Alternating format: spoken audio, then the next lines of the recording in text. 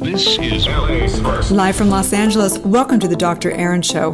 We're all about manifestation, transformation, and breakthroughs. It's time to claim your birthright of prosperity, vitality, and love. So grab your tea or coffee because together we're awakening the world. May you live your truth. Live from Los Angeles, we come together each day to know the truth, live on spiritual principle, and align with universal law. We truly know that when somebody awakens, they have a gift and message to bring to the world. And together, we are awakening the world. We are on Money Breakthrough. We're on number, what are we on? Number 5? What are we on? Hold on. I got to see here right now. We've gone over the metaphysics of money. We've gone over what it means to truly live a life of prosperity. We've gone over the science of getting rich. We've done a bunch of things. And now we are on number 6 of 12, which is Think and Grow Rich by Napoleon Hill, which is so fascinating. Today, we're going to really break on down and kind of debunk this theory of think and grow rich. So let's just break on down the few other podcasts. In the first podcast, we went over the metaphysics of money, understanding that money is just a symbol. It's a symbol of exchange of energy, and basically understanding how that if you truly desire to live a prosperous life and claim your birthright of prosperity, we need to understand what our limited beliefs are, and really understanding what do we truly desire. Most people don't know what they want, and therefore they can't figure out the science of getting rich, right? Because they don't even know what they truly desire. So the most important work when we're doing Money Breakthrough is realizing that money doesn't mean anything if it's not for the expression of our soul and for the highest good. That the concept of getting rich is an outdated principle, in that it'll never work, in that if it's only for you to get rich, it's not sustainable, and you'll end up actually feeling more poor than probably ever, until we shift into for the highest good and live a life that's truly in currency and flow with everyone. In our oneness, we will probably feel in lack. Understanding that getting down into our subconscious mind. In podcast 2, we broke on down the 3 ways of reprogramming subconscious mind to be able to understand and claim our I am, the full potential and possibility of creating exponentially, and birthing our legacy, birthing what we're here to do, our mission, our purpose. In podcast 3, we broke down shifting the perspective of mind, understand that all of life has taught us that wealth and prosperity and abundance is out there in the outer world, and shifting to understand that there's only one cause and source of all abundance and opulence, which is spirit, which is first cause. In number 4 podcast, we broke through Rich Dad, Poor Mom, telling my own personal story, but teaching universal law and the principles of wealth, everything from understanding how to compound, leverage, buy assets, all that, which is understanding whatever we energize in mind multiplies abundantly. And in this, we invest in our own consciousness. We invest in great relationships. We invest in having cash flow of giving and receiving value with everyone, understanding to leverage, understanding that as we building upon our greatness, more greatness we have, compounding interest, understanding that whatever it is that we fuel will abundantly grow. In podcast number 5, we broke on down the last podcast and the science of getting rich, understanding that we have to first define what it means to be rich, that we're not just having rich be like, keeping up with the Jones out there, that what is it that is authentically you're rich? What do you truly desire to express? What do you truly desire to be, do, and have? Understanding that the greatest rich, definition of rich for me is to live life fully. And to be fully expressed, and having the opulence of support and material needs that we need to have that expression. So understanding Wallace D. Wattles and the practical guide of applying these principles of cause and effect, applying and understanding that everything begins in mind. Every last bit begins in mind. So today we're going to break on down Think and Grow Rich. And it's such a famous book and kind of a funny thing, because if you look up Think and Grow Rich by Napoleon Hill, I mean, was he a scam artist or was he not? We have no idea. All I know is that he wrote the book that is the number one self-help book, I think, in the world. So whether it was he was a scammer or not, or he had out of ethics in his, different aspects of his life, all I know is that he birthed something to the world that really has increased this teaching. And so I'm sure majority of you have probably read Think and Grow Rich, but it's a story of Napoleon Hill and how he met Andrew Carnegie. And Andrew Carnegie was the richest man in America, developing steel plants and a bunch of things. Andrew Carnegie is, I think, such an amazing human being because he ended up giving back. I think he developed 200 libraries. He was the first person to develop libraries across America. And the point is that he made so much money, and just like we're taught through Maslow's hierarchy, that it's natural. We have to give back, whether we hoard money, whether we do it out of ethics early on in our lives. Lots of people do that. They try and just hoard money and get money and what's in it for them. It's a natural evolution. As we grow in our consciousness, it's natural to give back. It's natural to give foundations, to do whatever. So regardless, it comes back. So we have to trust in the process. And so I'm not here to judge Andrew Carnegie. I'm not here to judge Napoleon Hill. I'm here to teach principles and to teach of how we are here to truly live, not just once we're passed away and we give all of our money to a foundation, but actually live and embody true richness, true abundance in this lifetime, so that we can understand from Andrew Carnegie, so we can understand and learn from Napoleon Hill. So let's apply these principles. So in the book, it talks about the story of how Napoleon Hill met Andrew Carnegie, and how Andrew Carnegie supposedly invited Napoleon Hill over to write a book, to actually interview all the wealthy men, because at that point in time, there were probably not women working, right? But to interview all these great minds and to develop what are the principles that they apply to have riches. And Napoleon Hill makes fun of it because he basically was going to be doing it for free. So he was basically hired from the wealthiest man in America to do something for free. But Napoleon Hill asks a very poignant question. And the question is, what would you do for the next 20 years for free? Meaning the question really asks, what do you love so much that you'd be willing to do it for free? And working with so many spiritual entrepreneurs and spiritual coaching, it's one of my pet peeves, because so many of the women I work with and develop, and a few men, they will do it for free, which is great, but they don't actually ever also say, and I desire and declare myself to have the riches of wealth as well. So I think there's a real balance, but I think it's an important question to ask. What would you be willing to do for the next 20 years for free because you love it so much?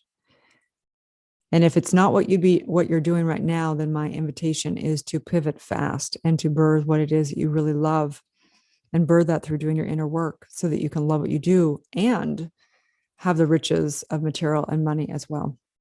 So anyway, so Napoleon goes and he begins to understand, what are the principles? What are the principles of an Andrew Carnegie or other people that he, the other great minds that he interviewed, understanding, that each and every one of us are living on principle regardless.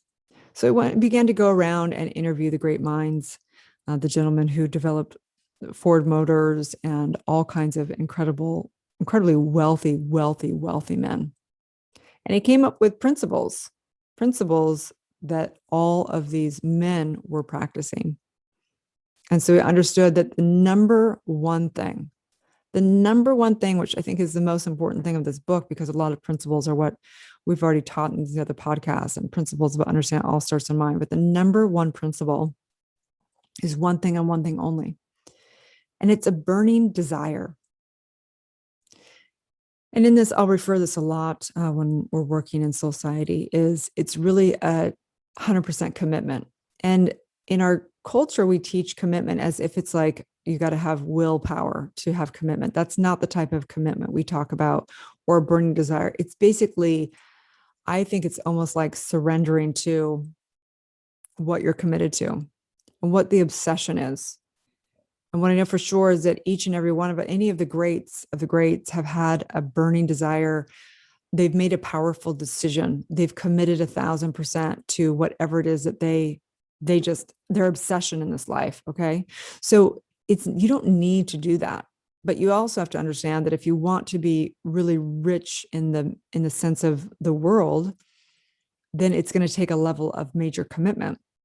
And just like we know diets don't work, diets don't work. We've proven this in history. When diets started coming about, we've actually noticed in America that we've gotten more and more obese since the concept of diets came about, because it is about lack and scarcity and depriving yourself of things, right? It doesn't work.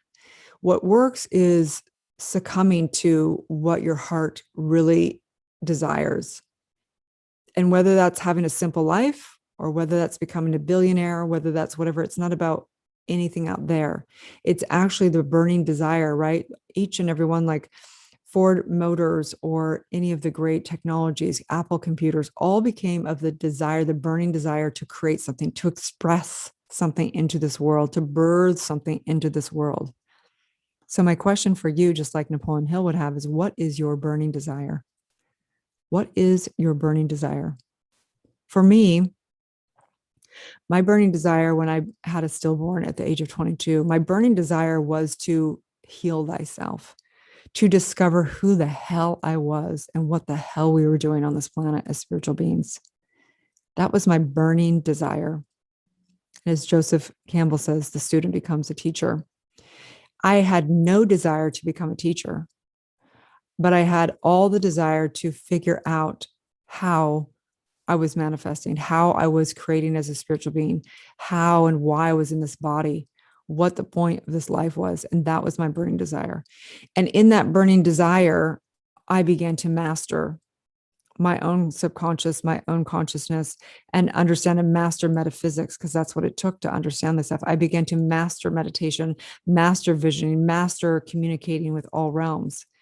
And then it was a natural progression to begin to express myself as metaphysics, express myself as understanding subconscious mind, express myself as all that, and becoming, a world-renowned spiritual teacher, teaching E4 trauma method, teaching metaphysics, teaching universal law, teaching all these things, and bringing that value and bringing value to other people. And in that, obviously, having a lot of riches in the material world as well.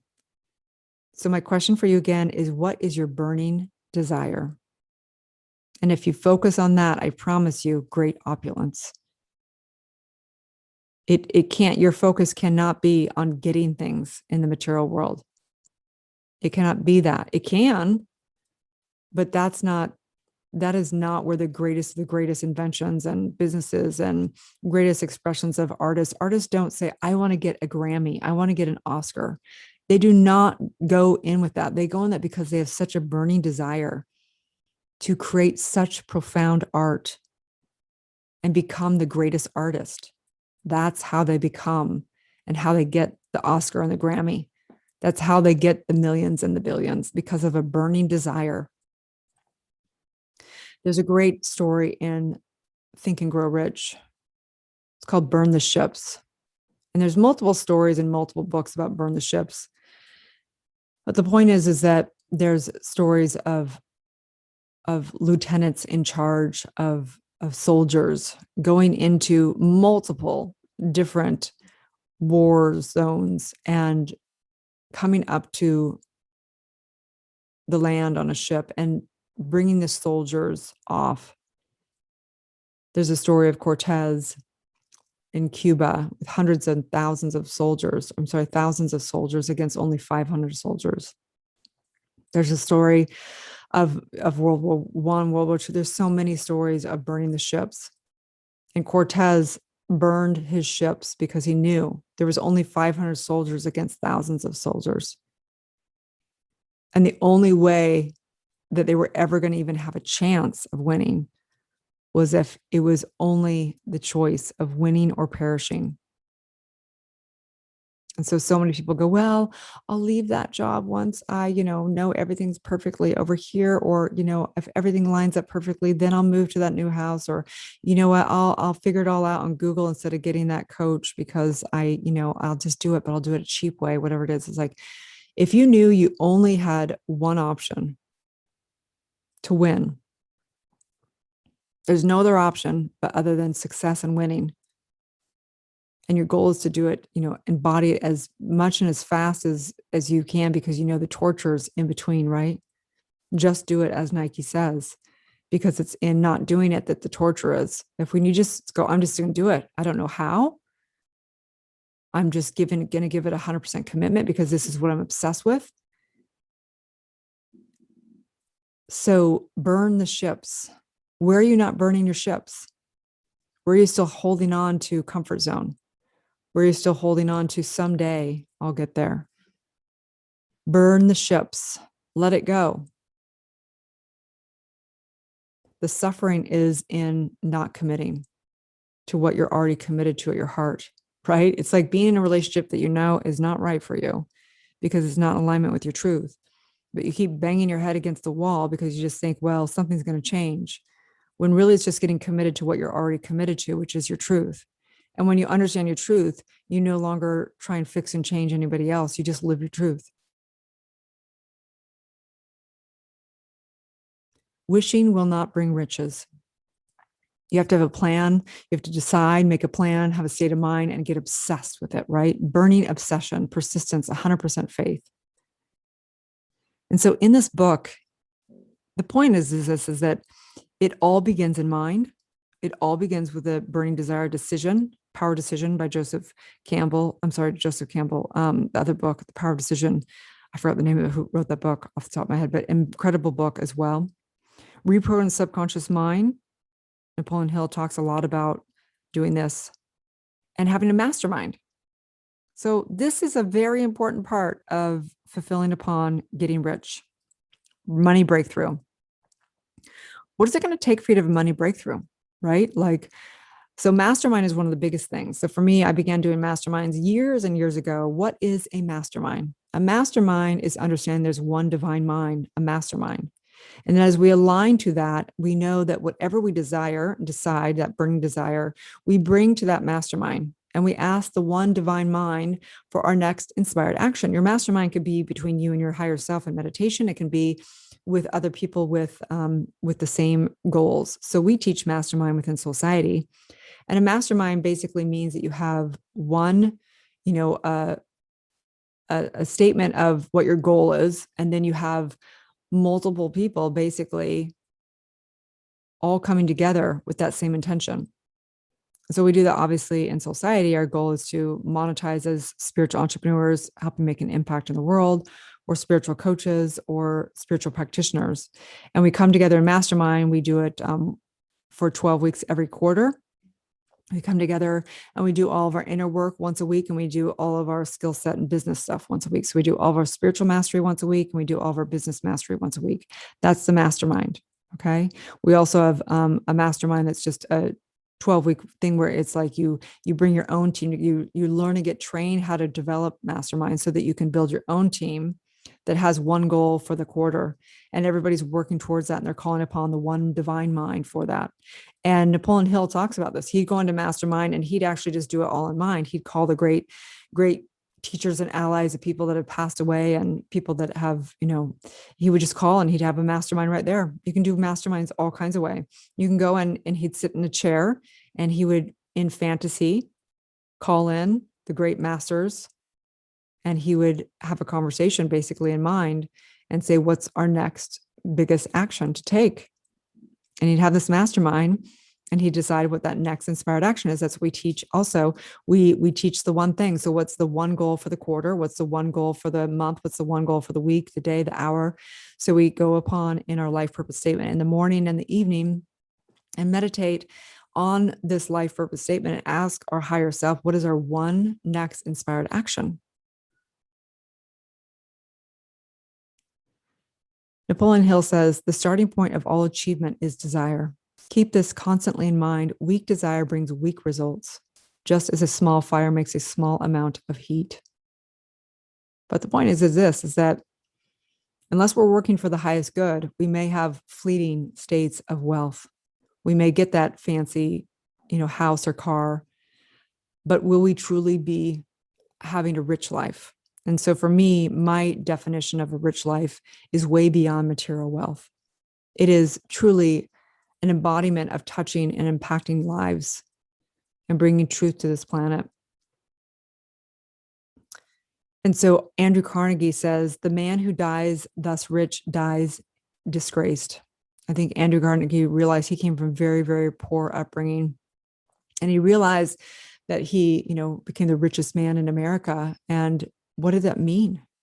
I'm just imagining him there in this state and understanding that how's he going to actually, what's he going to do with this? Die with this? And where's this money going to go? It's not going to do any good. So then he began to build libraries across America. Andrew Carnegie said, no man becomes rich unless he enriches others.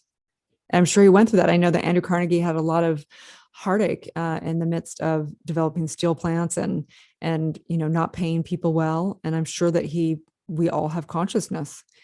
And I'm sure that he probably began to have some guilt at some level because there's ethics. There's ethics to having a real rich life. It's not just about getting a bunch of stuff and hoarding it and you being rich and having everybody else be poor. What good is that? It's not a rich life. We can be rich and enrich others' lives, and then we really have a rich life. And this is Maslow's hierarchy again, that we naturally, need our basic needs met.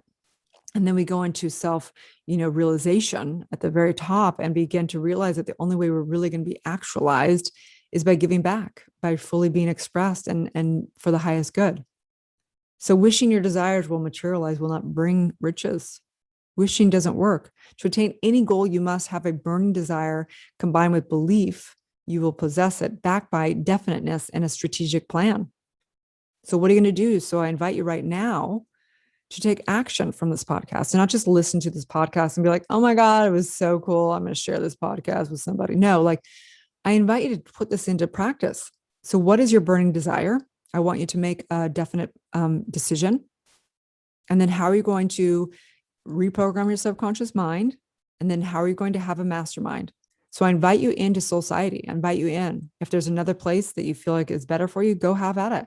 But if you don't, then I invite you to actually take action today. You can reach out to me on social media. You can reach out into our programs and get your tushy in there. Do your subconscious work, get a mastermind in place, and basically live 100% in right mind. Never energizing that you can't do it, never energizing fear, never energizing any of that.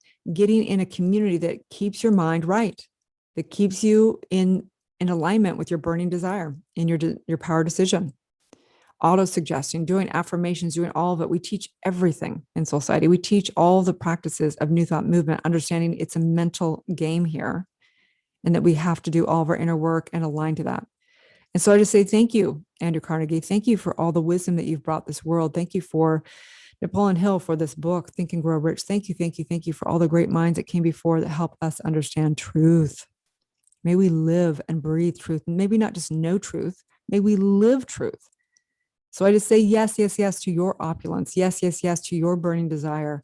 Yes, yes, yes to you birthing and bringing your true self and your highest self and your every depth of your soul to this life. I just say yes. I know what my burning desire is. I know what it is because I live it and breathe it every single day of my life. It is to be a world-renowned spiritual leader, teaching truth and helping other people birth their truth, birth their purpose, and live the highest expression of themselves. My burning desire is to have the #1 spiritual coaching community in the world. And we do have that. I truly know the greatness that I am, and I know the greatness that you are. And so have at it. May you think and grow rich.